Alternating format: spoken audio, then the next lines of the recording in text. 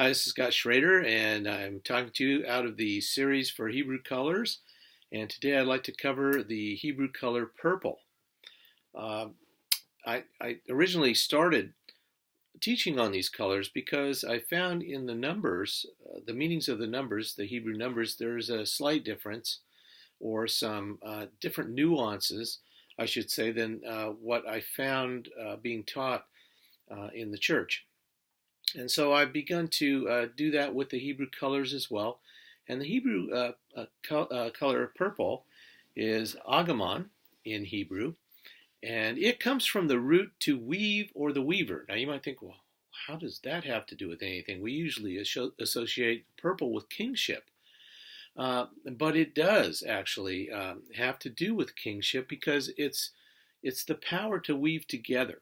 And God is the weaver. He is the one who has the power to weave together. And that's what a kingdom is. It's people woven together.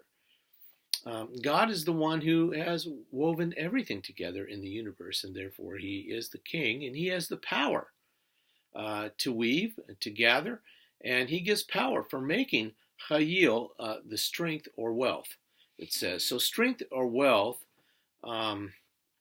he is the one that has that power, and that is what weaves together people and things and kingdoms and wealth.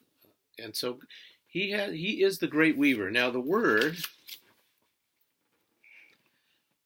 agarmon is consistent of some letters here. The first one is the aleph or the aleph, and that is the power to carry, or it's the carrier. And next we have the head, and that is the chief thing. So the carrier, the chief thing. Then we have the word, it's for foot, the gamel. The letter gamel is for foot, and that has to do with doing. And so we kind of get this idea of the weaver here, the carrier, the head, the one who does, or having power to do, and the mem, which has to do with birthing something.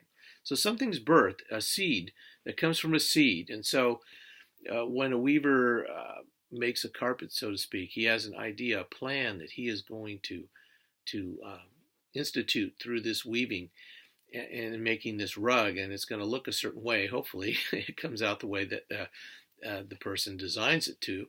That is kind of the seed, and so that's birthed out of this process of carrying the head and the doing. And God is the one who weaves everything together. He is the king.